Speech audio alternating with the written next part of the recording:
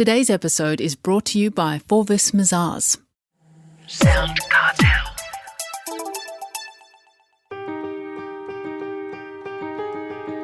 From SoundCartel, I'm Nicole Goodman, and this is Business Essentials Daily.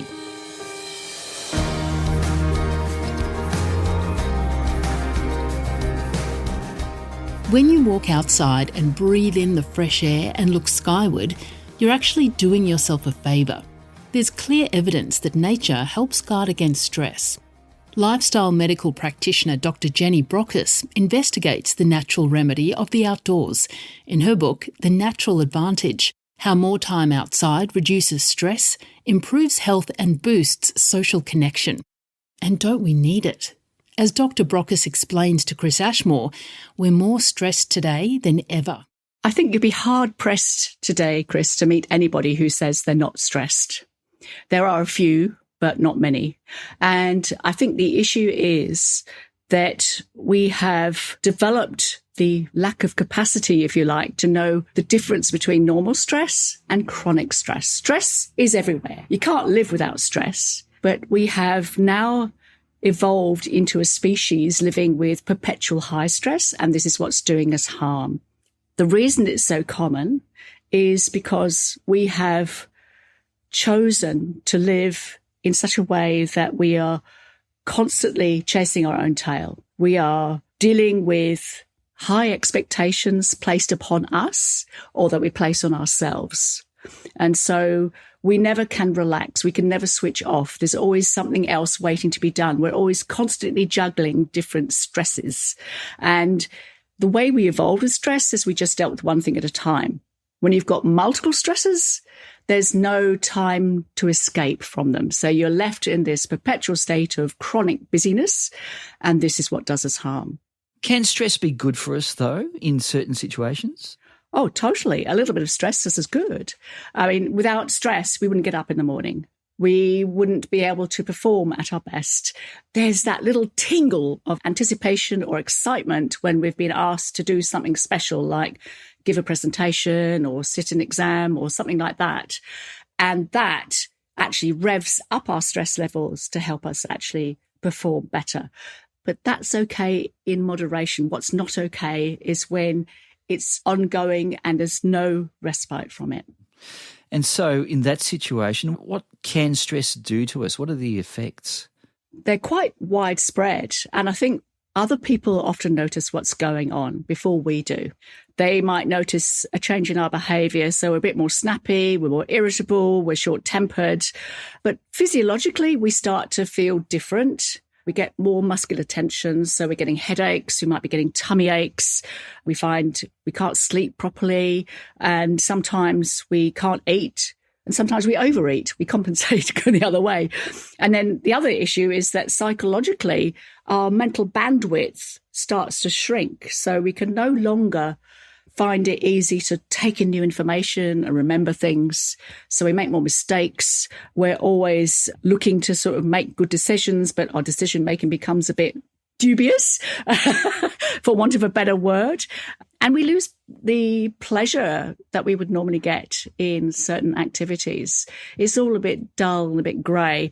But the worst thing is that it makes us sick, because when you're exposed to chronic stress, unlike a sort of cut that you might have on your finger, chronic stress is internalized. We can't see it, but it's causing this chronic low-grade inflammation. And we now understand this is what leads to disease. And the type of disease I'm talking about is chronic disease. We now know that 50% of the adult Australian population lives with at least one type of chronic disease. So we're talking about heart disease, high blood pressure, Alzheimer's, Parkinson's, different types of cancers.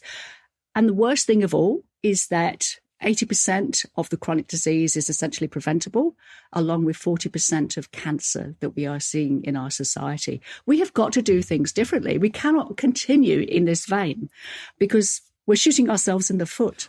So what's the answer then? And I think I know what your answer is going to be based upon the book that you wrote, The Natural Advantage. Is that nature, is it?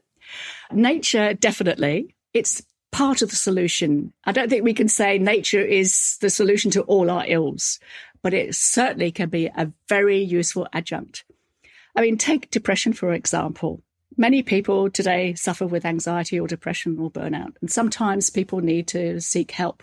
They might get prescribed an antidepressant, but we now know that time outside, time doing something like walking outside, will help reduce those symptoms and make you feel better, as well as if you were taking a pill. How good is that? I mean, that's extraordinary, isn't it? I don't know any other thing that works so well to reduce stress, to enhance our sense of well-being, to help us to think more clearly, and it even boosts our level of social connection. We understand ourselves better, we feel more connected to the world around us, but we also interact with other people better as well. We need to get outside. It can be hard sometimes when you're in the rat race, particularly those who live in cities, which is most of us in this country. How do we reconnect with nature if we're living in the burbs? Oh, the burbs. Well, unfortunately, not all of us live in those lovely leafy green suburbs, if only. So if you're living in a tower block with very limited access, it's harder. However, town planners now recognise the importance of providing sufficient greenery around. Now, we talk about green space, which is trees and vegetation, but blue space as well. So urban planning, parks, fountains, waterways, all these sort of things all make a difference. So it's about recognising where your nearest one is. You might have to catch a bus, you might have to drive, you might have to walk a little way, but there will be somewhere that's green. And so it's about looking for ways to get out more often. Many people today spend under 30 minutes outside. We are indoor dwellers, and this is not good for us. So if you know where the nearest park is, and if you've got a dog or if you've got kids, find a reason to get outside and just sit, walk, contemplate nature, do whatever you like, but just spend time outside. That's all you've got to do. So we are getting better at recognising the importance of this, even if we live inside. And we're also getting better at understanding that we can enjoy the positive impact of nature by inviting nature in. So pot plants indoors, backyards, gardens, natural textures, all those sort of things make a difference in our workplaces and in our home places. Right. You mentioned blue sky, or you mentioned blue before. Those people who live at the coast, perhaps Queensland, the Sunshine Coast, they've got beautiful blue skies and beautiful blue water. Do they tend to live probably a more healthy life than those that, in a city, Melbourne or Sydney? There's some interesting research which does actually show that living on a coastal strip does provide benefits, especially for improving your mental well-being, but it also makes you more likely to be outside, being more physically active. So there's a win-win situation. And if you look at a map of Australia and look at where the majority of the population live, we're actually fringe dwellers. We live all around the coast. So even if you're 50 kilometres away or 100 kilometres away, you've still, unless you live right in the middle, you've got relatively easy access to get closer to water.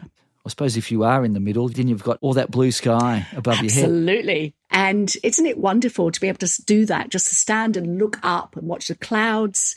I love cloud gazing. It's very calming. Me too. Now, before we go, you have a nature prescription to get our weekly, monthly and even yearly dose of nature. Can you explain what that is? Well, this was actually put together by some people over in Utah. Dr. Rachel Hotman sort of made it into what she called the 25-3 rule. And so this is basically the idea that we should be spending a minimum of 20 minutes 3 times a week outside. And I disagree with her. I think we're better off doing it every single day, because 3 times a week, it's easy to sort of think, maybe I'll go tomorrow. Whereas if you make it a daily habit, it becomes something that you just do normally. It just becomes part of your to-do. And then she also suggests 5 hours once a month. So once a month, look for an opportunity to spend half a day doing something outside.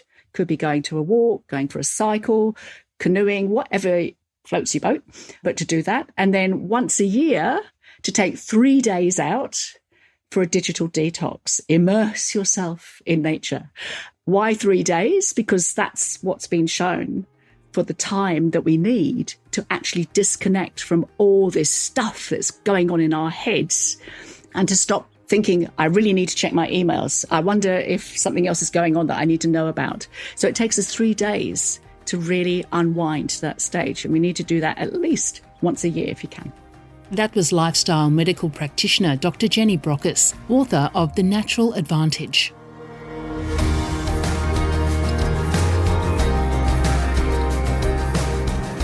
This episode of Business Essentials Daily is produced by the team at SoundCartel. Thanks for listening. I'm Nicole Goodman. We'll bring you more Be Daily tomorrow. Follow at BE Daily Podcast across social media and head to bedaily.com.au for more from the Business Essentials Daily podcast. SoundCartel. This episode was brought to you by Forvis Mazars. To find out more, visit forvismazars.com/au. That's FORVISMAZARS.com/au.